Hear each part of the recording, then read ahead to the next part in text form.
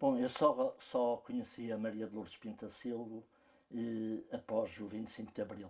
Obviamente que a conhecia de nome, até pelos seus votos de vencida na Câmara Corporativa, e sabia das suas posições como uma, uma dirigente católica interventiva e com uma grande abertura, mas só conheci depois do 25 de Abril, desde logo como Ministra dos Assuntos Sociais, em que, e é sempre bom lembrá-lo, foi imediatamente quem consagrou o princípio da universalidade nos apoios do Estado.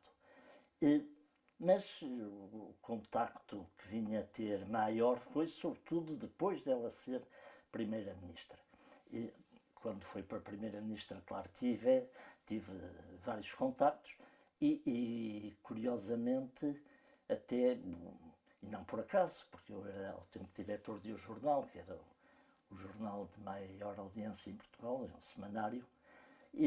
que entrevistamos quando entrou e no dia em que saiu, no seu último dia, como Primeira-Ministra. Entrevistámos eu e comigo também o Carlos Cáceres Monteiro. E, e lembro-me que a Maria de Lourdes, exatamente defendendo os seus princípios, que são mais ou menos conhecidos, ou menos do que se desejaria, mas uma das coisas que lhe perguntei era sobre o seu possível futuro político e se admitia ou não vir a ser deputada, por exemplo, que ela disse frontalmente que não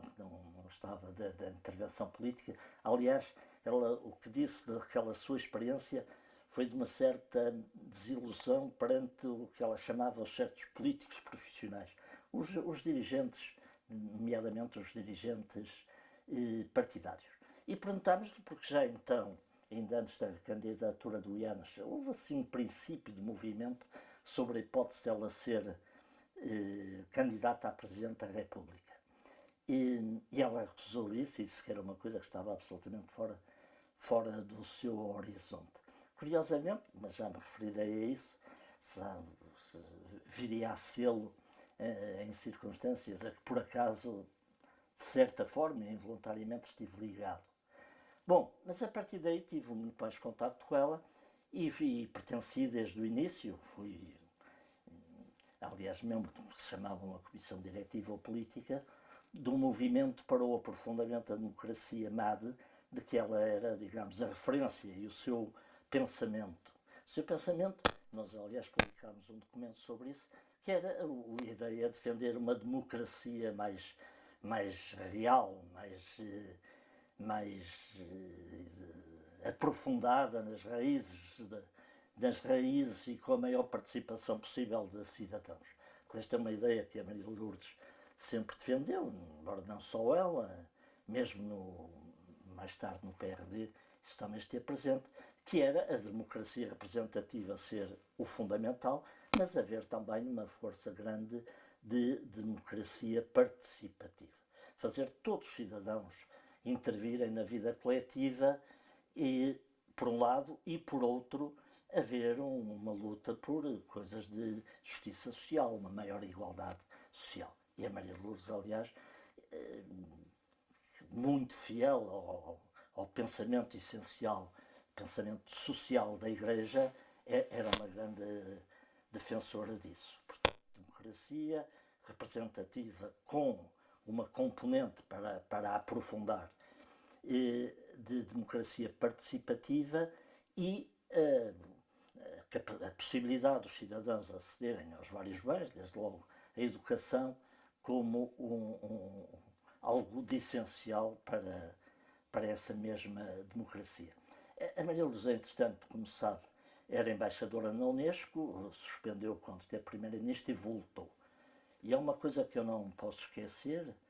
e que lamentei e escrevi alguma coisa um pouco dura nessa altura, apesar de ser,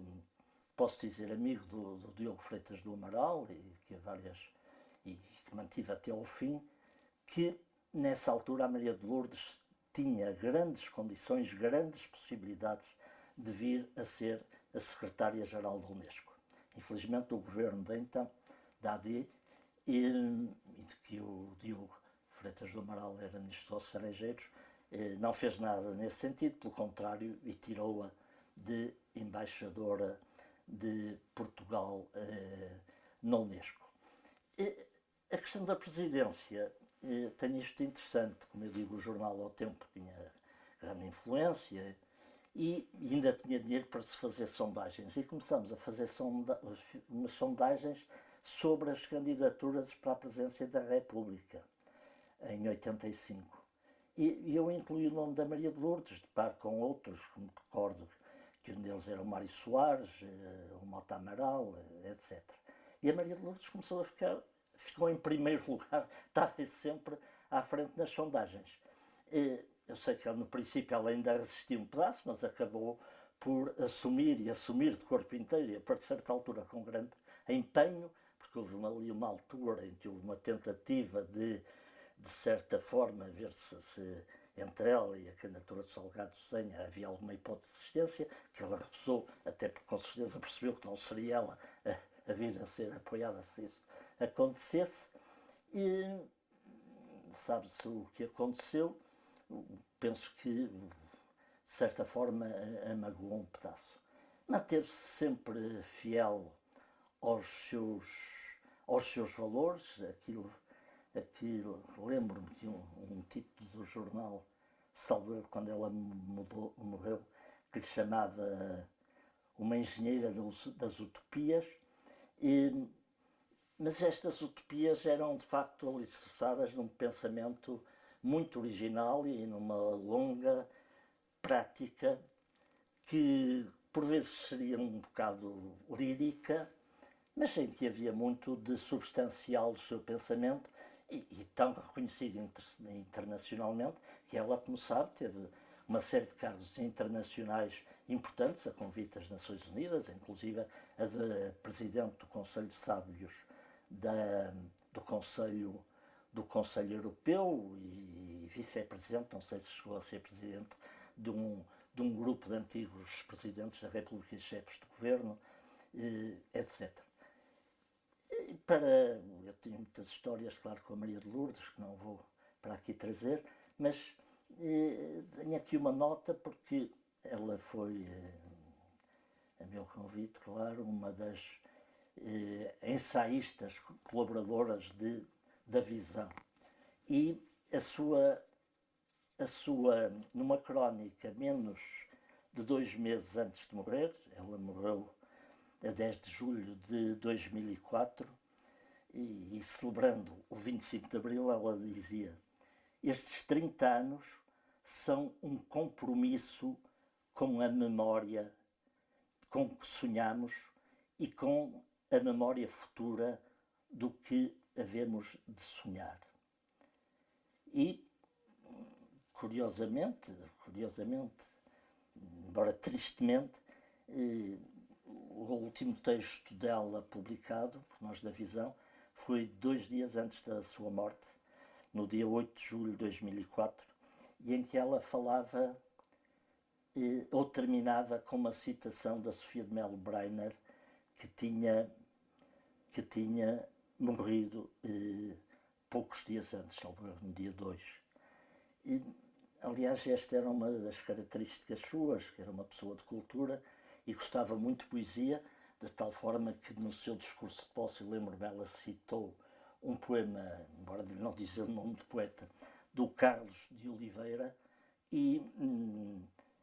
até ao fim manteve sempre essa ligação e muitas vezes citava poesia e mesmo quando não citava tinha uma forma de expressão por vezes lapidar, como quando falava do Evangelho como transformador da vida. Foi uma grande figura, penso, da nossa,